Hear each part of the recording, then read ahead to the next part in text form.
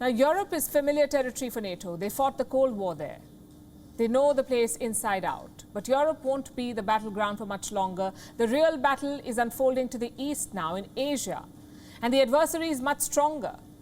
It's the People's Republic of China. Their army, their economy, their population, all of it is much bigger than Russia. Also, the ideological divisions are sharper. Russia at least pretends to be a democracy. Their economy also follows the free market. Not the case in China. China is a textbook authoritarian communist regime. They have the will and the power to topple the world order. The question is, what can NATO do about it? On paper, well, nothing.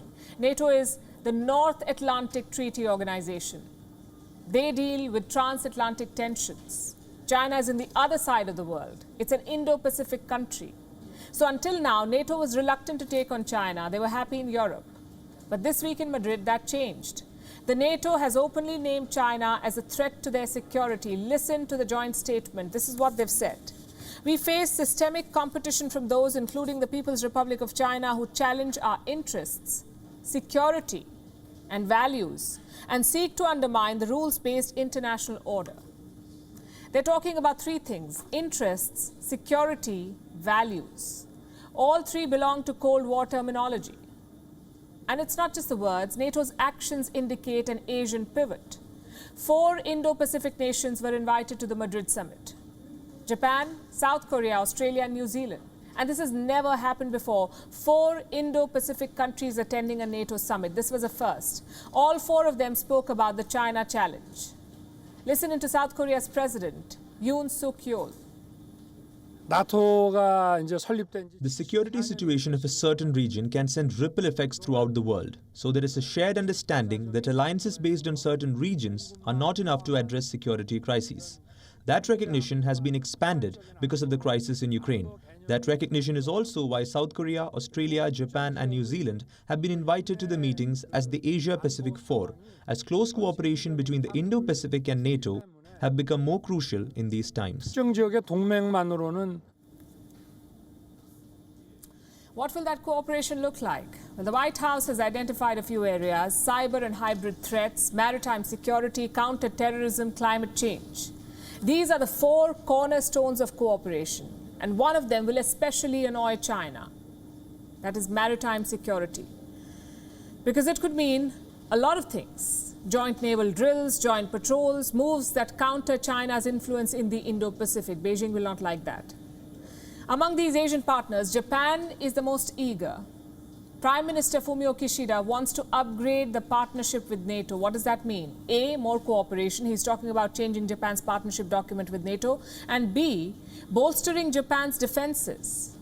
You see, right now they spend only 1% of their GDP on defense. Ideally, Japan would like to be somewhere around 2%, which is on par with NATO standards. Now imagine you're a foreign policy mandarin sitting in Beijing. You're tracking the Madrid summit. All the statements, all the speeches, what are your big takeaways? Number 1, China has been named in NATO's roadmap document for the first time. And number 2, 4 Indo-Pacific countries attended the summit, and all 4 are China's regional rivals. It's basically blinking red lights for Beijing. Their foreign ministry was quick to condemn NATO's statement. They said it wrongly defines China. Listen to this. NATO's so-called new strategy concept document disregards the facts, gives a false account of the true facts, wrongly defines China as posing a strategic challenge, and smears China's foreign policy. It opposes China's normal military development and national defense policy, is irresponsible, encourages conflict, and is full of Cold War thinking and ideological prejudice. China is seriously concerned and firmly opposed to this.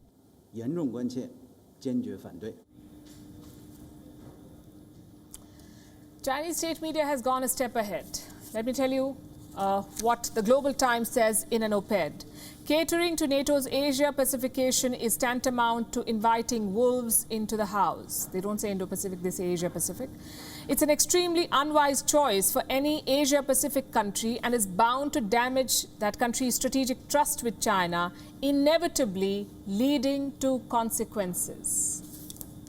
What consequences are they talking about, military or economic? That's a big worry for NATO's Asian partners.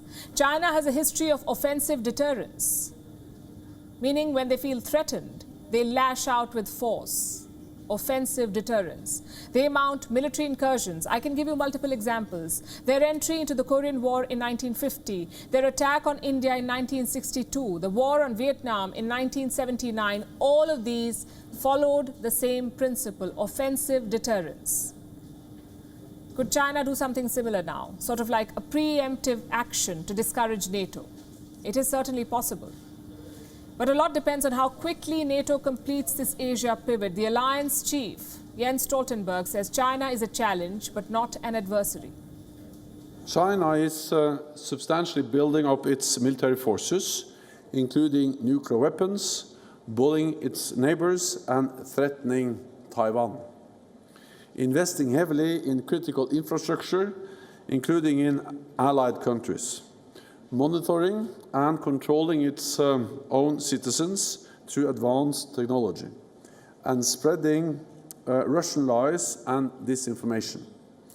China is not our adversary, but we must be clear-eyed about the serious challenges it represents. So a threat for the future. That's how NATO sees China. They want to deal with Russia first and then turn to the Indo-Pacific. If NATO does build an alliance in Asia, it would have far-reaching consequences. But what will that alliance look like? An Asian copy of the NATO? Or a new template suited to Asia's cultural and political differences? A lot of countries, including India, will be watching for that. WION is now available in your country. Download the app now and get all the news on the move.